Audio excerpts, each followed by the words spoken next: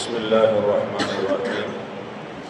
عن معاوية رضي الله عنه أنه كتب إلى عائشة أن اكتبي إلي كتابا توصيني فيه ولا تكثري، فكتبت سلام عليك، أما بعد فإني سمعت رسول الله صلى الله عليه وسلم يقول: من التمس رضي الله بسخط الناس كفاه الله مؤونة الناس، ومن التمس رضي الناس بسخط الله وكله الله إلى الناس، والسلام عليك.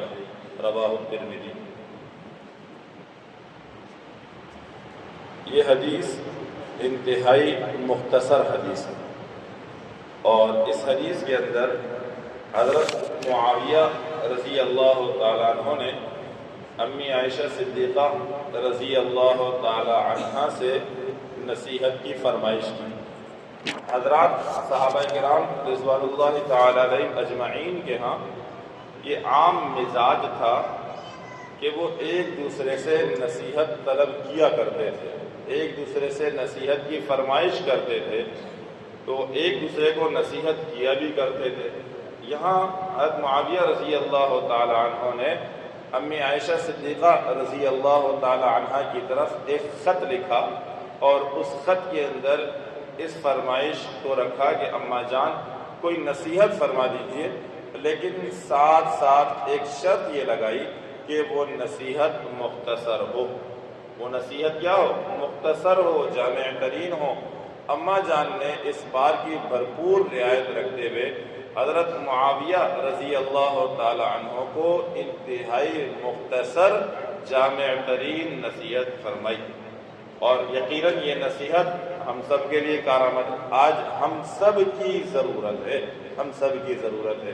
وہ نصیحت کیا ارشاد فرمائی؟ سب سے پہلی بات یہ ارشاد فرمائی: سلام علیکہ، سلام کے بعد اما بعد فإنی سمعت رسول اللہ صلی اللہ علیہ وسلم یقول: من التمس رضی اللہ بسخط الناس کفاہ اللہ مؤونۃ الناس۔ پہلی بات یہ ارشاد فرمائی، جو شخص اللہ تبارک و تعالیٰ کی رضامندی کو چاہتا ہے، اللہ کی رضا کو چاہنا اتنا آسان نہیں ہے، اللہ کی رضا کی تلاش میں ہے۔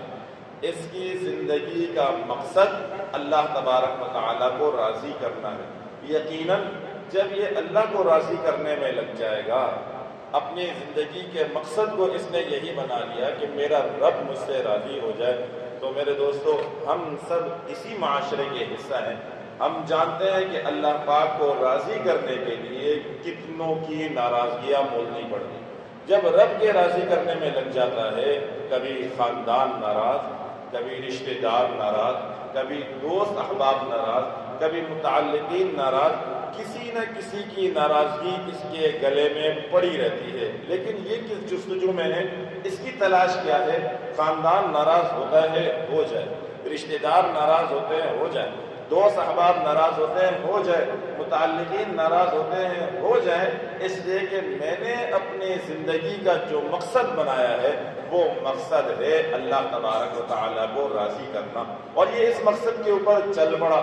اب دنیا میں اس کو کسی کی پرواہ نہیں ہے، کسی ایک بات کی پرواہ ہے کہ اللہ ناراض نہ ہو، اللہ ناراض۔ اس نے اپنی زندگی کا مقصد ہی بنا لیا، اس کا اوڑھنا اور بچھونا ہی یہ بن گیا، اس کا چلنا اور پھرنا یہ بن گیا، اس کا اٹھنا اور بیٹھنا یہی بن چکا ہے۔ اس کی زندگی اسی پر گزر بسر کر رہا ہے کہ کسی طرح سے میرے اللہ ناراض نہ ہو، اللہ مجھ سے راضی ہو جائے۔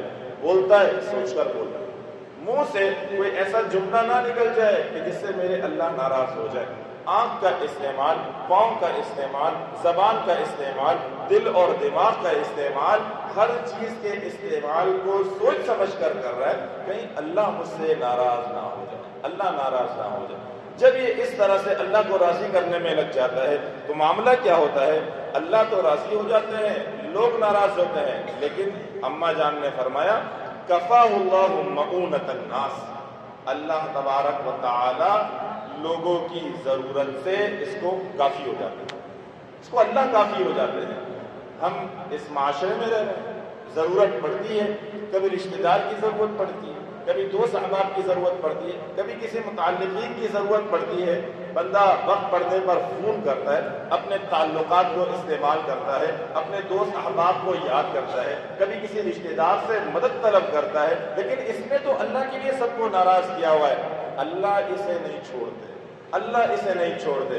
اما جان نے ارشاد فرمایا کفاہ اللہ، اللہ اس کے لیے کافی ہو جاتے ہیں، اب اسے زندگی میں کسی کی ضرورت نہیں پڑتی ہے، اللہ اس کے لیے کافی ہو گئے، اب اسے تعلق کی ضرورت نہیں ہے، اب دوست احباب کی ضرورت نہیں ہے، اسے رشتہ داروں کی ضرورت نہیں ہے۔ کیوں؟ اس لیے کہ اس نے اللہ کے لیے ناراض کیا تھا۔ اللہ اس کی تمام ضروریات کے لیے، اللہ اس کی ضروریات زندگی کے لیے کافی ہو جاتے ہیں۔ دوسری بات جو ارشاد فرمائی وہ ارشاد فرمایا وَمَنِ الْتَمَسَ رَضِيَ النَّاسِ بِسَخَطِ اللَّهِ فَكَّلَهُ اللَّهُ إِلَى النَّاسِ وَالسَّلَامُ عَلَيْهِ۔ دوسری بات کیا ارشاد فرمائی، جو شخص لوگوں کو راضی کرنے میں لگ جاتا ہے اور لوگوں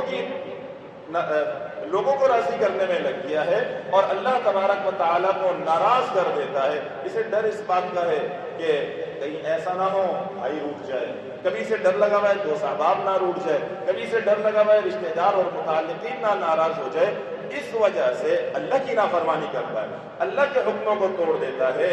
اللہ تبارک و تعالیٰ اما جان نے ارشاد فرمایا وَكَّلَهُ اللَّهُ إِلَى النَّاسِ، اللہ اسے لوگوں کے سپرد کر دیتا ہے، اللہ اسے لوگوں کے حوالے کر دیتا ہے، کبھی ایک کو جا کے راضی کرتا ہے، کبھی دوسرے کو راضی کرتا ہے، کبھی تیسرے کو راضی کرتا ہے، کبھی باپ ناراض ہے، کبھی ماں ناراض ہے، کبھی چچا روٹتا ہے، کبھی رشتہ دار ناراض، کبھی دوست احباب ناراض، کبھی متعلقین ناراض، کوئی نہ کوئی اس سے ناراض رہتا ہی ہے۔